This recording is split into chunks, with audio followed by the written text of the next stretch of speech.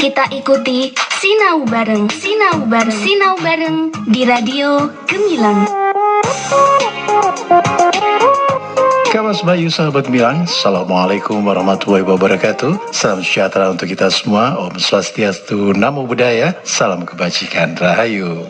Kawas Bayu kembali lagi berjumpa di 96.8 FM Radio Gemilang, jendela musik dan informasi. Kawas Bayu, kita kembali bersama di satu saja acara pembelajaran jarak jauh via radio yang akan ditampilkan Bapak Ibu Guru Kabupaten Magelang yang berkompeten dan juga bersemangat untuk kembali menghadirkan materi-materi yang sangat bermanfaat buat anak didik di Kabupaten Magelang. Kawas Bayu, kita berjumpa di saja acara Sinau Bareng. Satu saja acara spesial dari Radio Gemilang FM, tentu saja bekerja sama dengan Dinas Pendidikan dan Kebudayaan Kabupaten Magelang yang akan hadir untuk Anda setiap harinya pukul 7 hingga 8 dan 11 hingga 12. Kamas Bayu sahabat Gemilang juga bisa berpartisipasi dengan memberikan masukan-masukan yang kontributif di WhatsApp Radio Gemilang FM di nomor 081 578 968 968. Kamas Bayu, tanpa panjang kata lagi, kita sambut saja acara Sinau Bareng di kesempatan hari ini.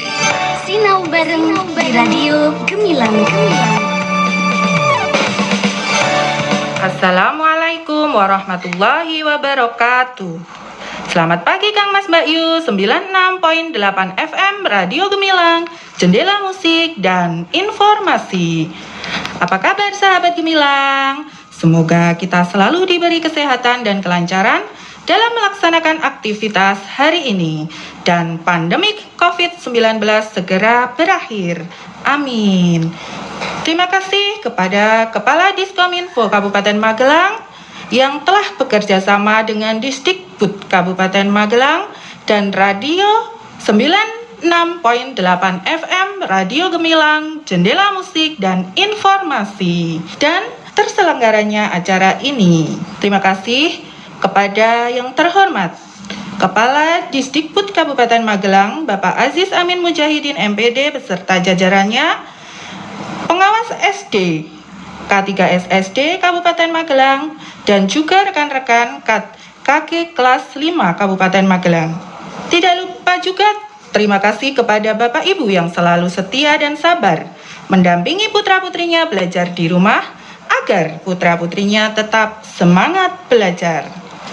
Dan untuk sahabat Gemilang kelas 5 dimanapun kalian berada, jangan lupa selalu menjadi anak yang aktif, kreatif, dan berprestasi. Semangat belajar ya.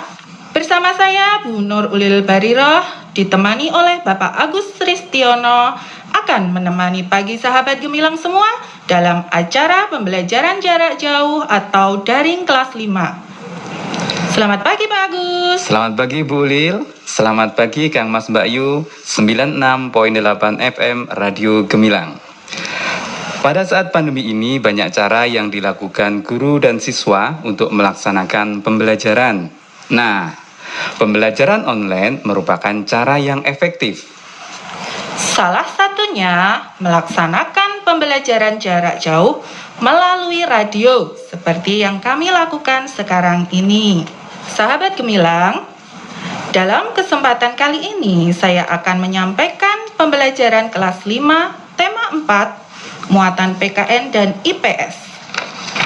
Tapi sebelumnya kita berdoa untuk sahabat Gemilang kelas 5. Jangan lupa siapkan buku tema 4 dan juga alat tulisnya apabila nanti ada yang dirasa penting bisa dicatat.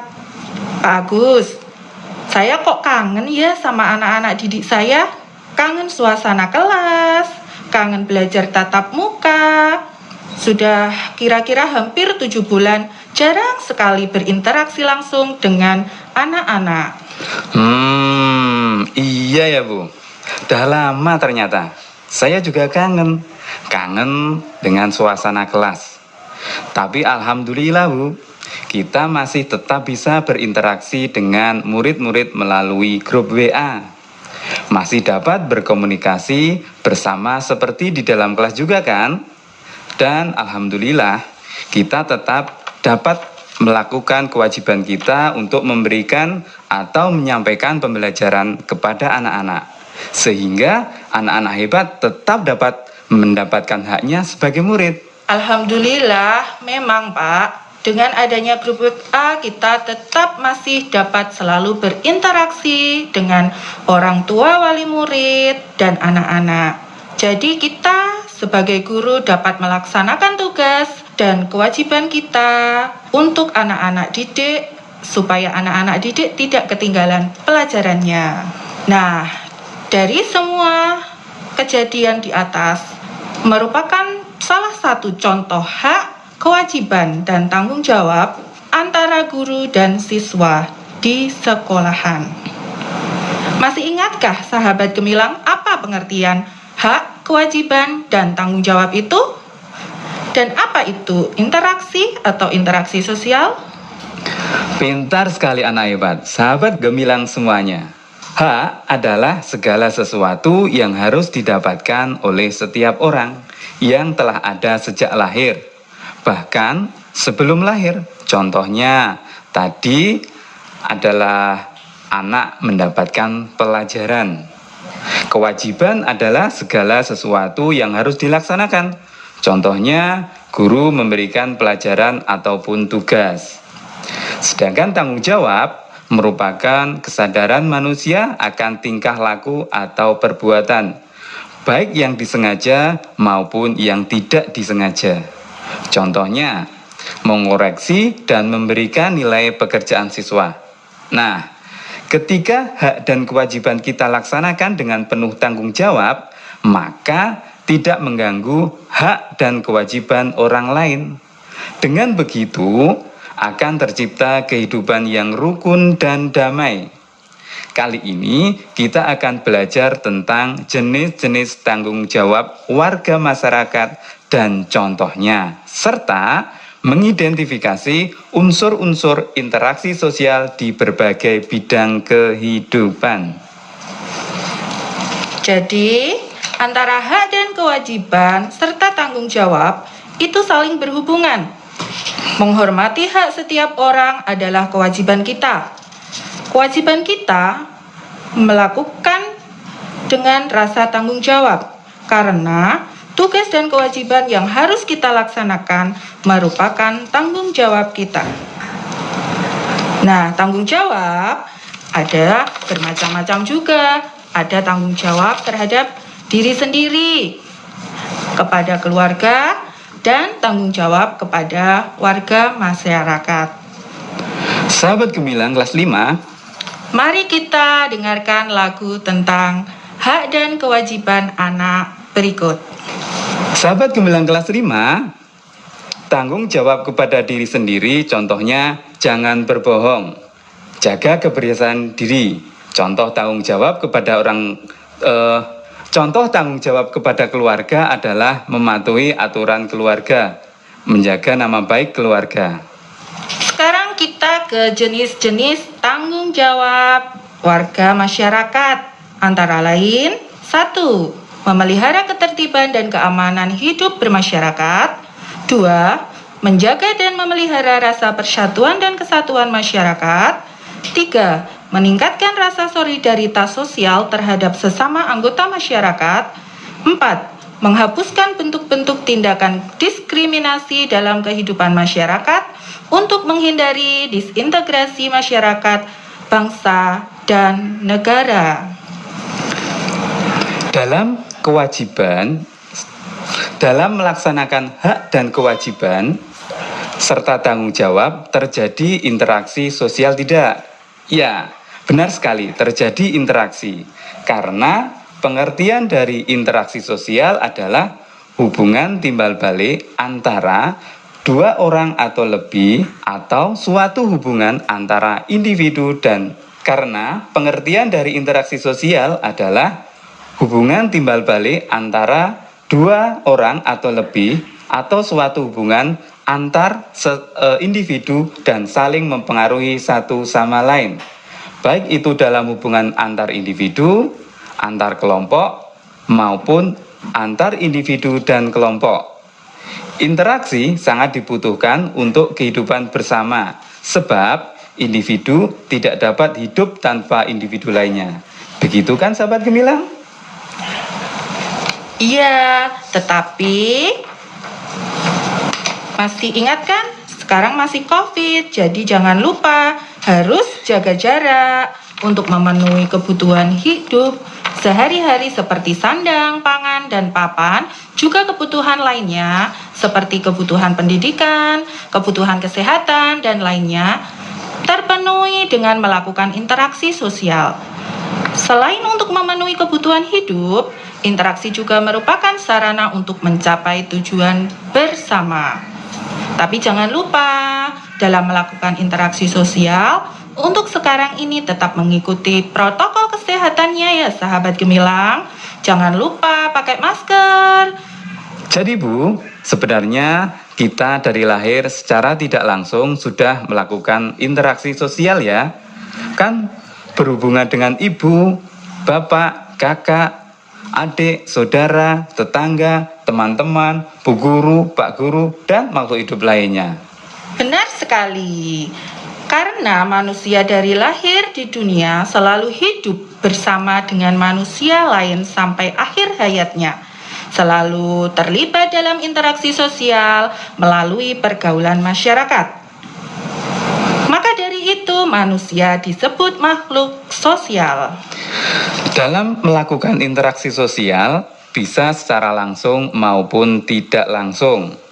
Interaksi sosial mencakup hubungan antar individu, hubungan antar kelompok, dan hubungan antar individu dengan kelompok.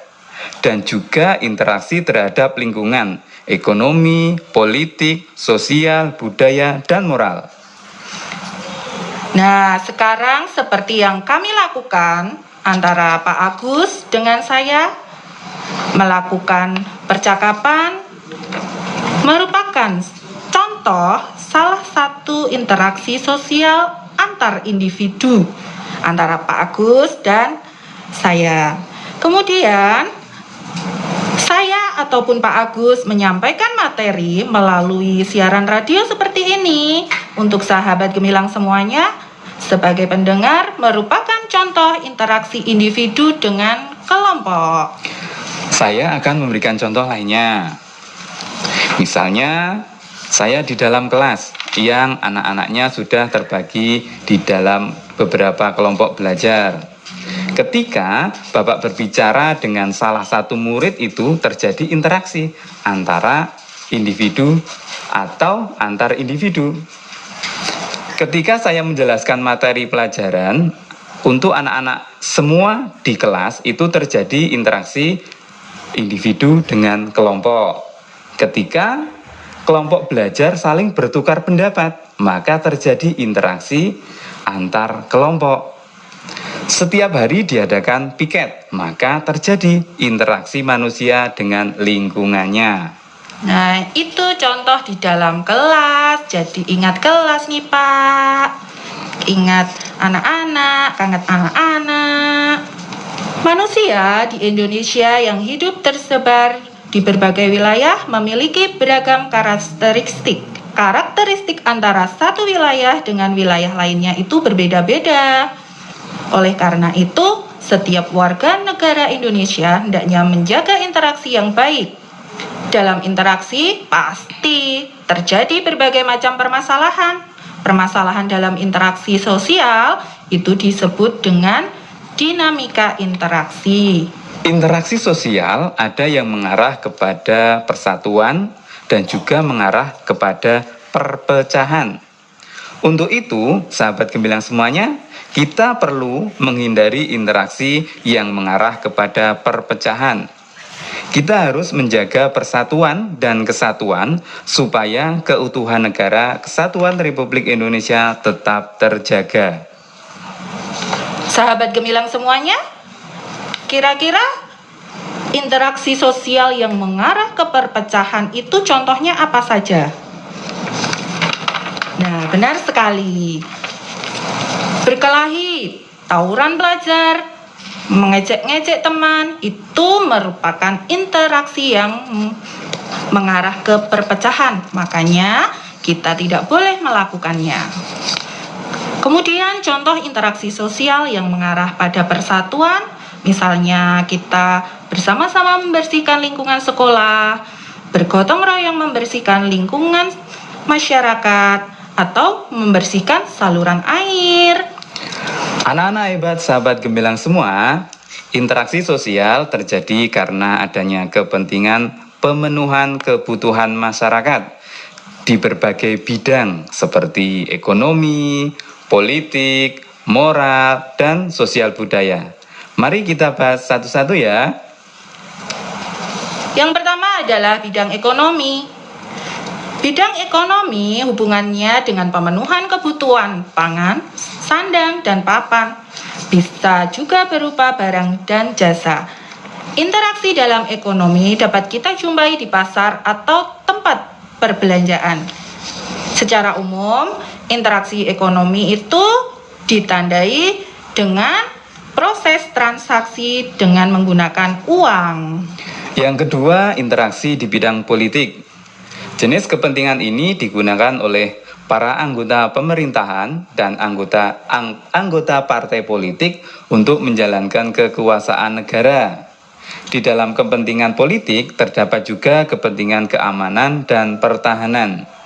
Kepentingan ini secara umum ditandai dengan adanya proses transaksi politis dan kesepakatan untuk menjalankan negara. Untuk selanjutnya, interaksi di bidang sosial dan budaya. Dalam kepentingan sosial, seseorang selalu ingin mendapatkan tempat atau kedudukan dalam masyarakat. Kepentingan ini akan menimbulkan interaksi dalam masyarakat karena kedudukan seseorang ditentukan oleh pengakuan masyarakat sekitarnya. Sementara itu, kepentingan di bidang budaya berkaitan dengan pola-pola perilaku, bahasa, organisasi sosial, religi, dan seni yang telah menjadi kebiasaan turun-temurun dari leluhur. Warga masyarakat yang saling berinteraksi tidak menutup kemungkinan akan ikut berinteraksi pula dalam bidang budaya sehingga terjadi pengaruh budaya yang satu ke budaya yang lain. Nah, yang keempat nih, yang terakhir adalah interaksi moral. Kepentingan moral berarti kepentingan yang berangkat dari keprihatinan akan rendahnya situasi moralitas masyarakat di wilayah tertentu. Contoh kepentingan moral yaitu syiar agama, pelatihan keterampilan masyarakat, dan pembinaan masyarakat oleh pemerintah. Tujuannya agar kesadaran masyarakat di wilayah tersebut timbul untuk maju bersama dengan masyarakat di wilayah lain dalam membangun bangsa. Jadi kesimpulannya anak-anak, dari keempat interaksi dari berbagai bidang tersebut, secara otomatis akan mempengaruhi pembangunan di bidang-bidang yang bersangkutan, baik ekonomi, politik, sosial budaya maupun moral. Tentu saja yang diharapkan interaksi tersebut dapat membawa pembangunan yang bersifat kemajuan daripada kemunduran.